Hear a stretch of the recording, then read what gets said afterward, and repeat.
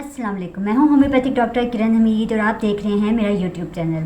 दोस्तों, आज हम बात करेंगे शुगर ज़ियाबतीस यानी डायबिटीज़ मेलाइटस पर। डायबिटीज़ मेलाइटस पे बात करने से पहले हमें पता होना चाहिए कि डायबिटीज़ होता क्यों है और ये क्या है। देखें, डायबिटीज़ मेलाइटस जो है एक एंडोक्राइनल डिसऑर्डर है, यानी एक हार्मोनल डिसऑर्डर है। और ये कब होता है? जब हमारी जो पेनक्रियाज है वो एक सिक्रीशन पैदा करती है, जो हार्मोनल सिक्रीशन होती है, जिसका नाम इंसुलिन होता है।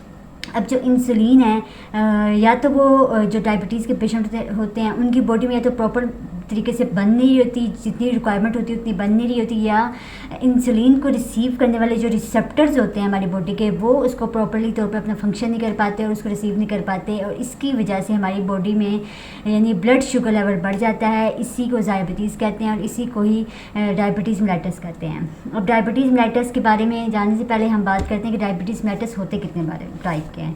देखें, डायबिटीज़ मेलाइटस एक प्राइमरी होती है, एक सेकेंडरी। जो प्राइमरी है वो भी दो तरह का होता है, एक टाइप 1 टाइप 2। जो टाइप 1 होती है वो इंसुलिन डिपेंडेंट डायबिटीज़ होती है, और जो टाइप 2 होती है वो इंसुलिन इंडिपेंडेंट, मतलब इंसुलिन डिपेंडेंट टाइप नहीं होती, वो नॉन इंसुलिन डिपेंडेंट कहलाती है। अब जो इंसुलिन डिपेंडेंट है वो ज़्यादातर छोटी एज के बच्चियों में, जैसे 14 साल 13 साल तक की उम्र के बच्चों में ज़्यादा देखी गई है, और जो नॉन इंसुलिन डिपेंडेंट है वो इससे अपर क्लास के लोग बोल दें। अब अपर मतलब एज के लोग बोल दें। अब हम बात करेंगे कि ये मतलब होती क्यों है। अब जो होती है इंसुलिन वो मोस्टली हेरिडिटरी यानी अपनी फैमिली की तरफ से भी हो सकती है, अदरवाइज़ हमारी कुछ खुराक की वजह से भी हो सकती है। कुछ हमारी डिजीज़ ऐसी होती हैं जो बॉडी में हमें शुगर का मर्ज़ बना देती हैं, या जो बॉडी में इंसुलिन को फंक्शन पे को डिस्टर्ब कर देती हैं। इस वजह से हो जाता है कि इंसुलिन मतलब कि डायबिटीज़ हो जाती है। अब इसकी वजह से जो होने वाले सिम्टम्स क्या आते हैं। अब इसकी वजह से जो मेन सिम्टम जो मैं कहूँ ना, वो 3 सिम्टम तो हर डायबिटीज़ के पेशेंट में आएंगी। एक पॉलीडिप्सिया यानी कि बहुत ज़्यादा प्यास लगेगी, दूसरी पॉलीफेजिया और तीसरी पॉलीयूरिया। अब पॉलीफेजिया में बहुत ज़्यादा भूख लगेगी और पॉलीयूरिया में बहुत ज़्यादा यूरिन आएगा। ये 3 सिम्टम तो हर डायबिटीज़ के पेशेंट में पाए जाएंगे। इसके अलावा वेट बहुत ज़्यादा लॉस हो जाएगा, चक्कर आएंगे, वीकनेस बहुत होने लग जाएगी। अक्सर बात वेट ज़्यादा खाने से वेट कभी कभी बढ़ भी जाता है। इसके अलावा बहुत ज़्यादा चक्कर, मतली, उल्टी, बार बार भूख लगेगी, बार बार यूरिन की डिज़ायर होगी, वीकनेस हो जाएगी। इसकी वजह से जो पेशेंट है वो कभी भी बेहोश हो सकता है, कोमा में जा सकता है, और भी बहुत बड़े बड़े इश्यूज़ पैदा हो सकते हैं। इससे हट के देखें तो अक्सर इनफर्टिलिटी हो जाती है, अक्सर हार्मोनल डिस्टर्बेंस हो जाते हैं, बाकी हार्मोन्स हमारे डिस्टर्ब हो जाते हैं इन चीज़ों की वजह से, और ये सब लाइफ थ्रेटनिंग चीज़ें हैं।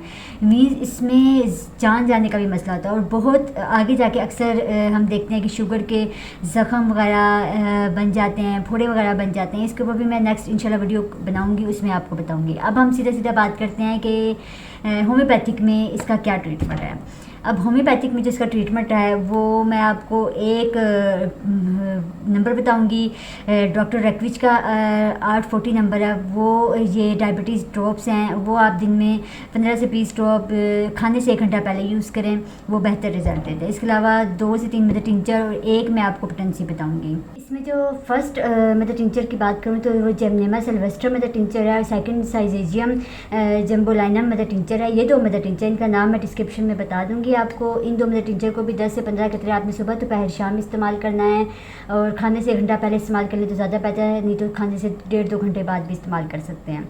अब एक जो मैंने पोटेंसी की बात की, वो आपने इन सब मेडिसिन के साथ आपने लाजमी इंसुलिनम 1 mg की एक डोज़ लेनी है। हर 15 से मंथ बाद इस रिपीट कर लें, 15 दिन बाद रिपीट कर लें तो भी कोई इशू नहीं, मंथ बाद रिपीट कर लें तो भी कोई इशू नहीं। इंशाल्लाह आपकी जो डायबिटीज़ है वो काफ़ी हद तक कंट्रोल हो जाएगी और आप इस पर कवर कर लेंगे।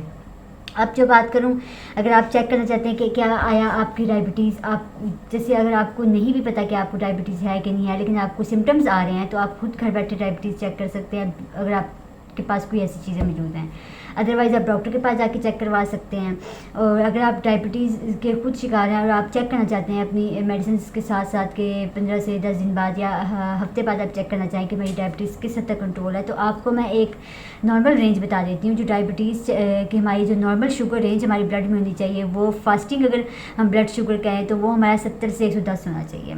अब पोस्ट प्रेनाइडल अगर मैं बताऊँ, पोस्ट प्रेनाइडियल ब्लड शुगर वो होता है कि खाने से घंटा 1.5 घंटा से 2 घंटे बाद। इस ब्लड शुगर को पोस्ट प्रेनाइडियल ब्लड शुगर कहते हैं। ये आपका कम से कम 140 से 160 तक होना चाहिए, इससे ज़्यादा तो वो ठीक नहीं है। और अगर आप पहले से ज़्यादा था और अभी कुछ कम है तो वो आपके बेहतरी की तरफ आ रहा है। अब रैंडम ब्लड शुगर जिसको हम RBSP कहते हैं, रैंडम ब्लड शुगर आपका 160 से 180 होना चाहिए। ये ब्लड शुगर रेंज है। आपको इनके बारे में भी पता होना चाहिए कि एक नॉर्मल ब्लड शुगर या एक फास्टिंग ब्लड शुगर या एक खाने के बाद का ब्लड शुगर क्या होना चाहिए। वो ये ब्लड शुगर है, मैंने आपको बता दिया। इंशाल्लाह मैं उम्मीद करती हूँ आपको काफ़ी हद तक समझ आ गई होगी। और नेक्स्ट मैं शुगर की वजह से होने वाले ज़ख़म या शुगर की वजह से जो फोड़े बन जाते हैं, इस तरीके से चीज़ें बन जाती हैं जो बहुत ज़्यादा ख़राब हो जाती हैं, गैंग्रीन की हालत हो जाती है, उनके बारे में इंशाल्लाह अनकरीब मैं वीडियो बनाऊँगी। तो मुझे दीजिए इजाज़त। अल्लाह हाफ़िज़।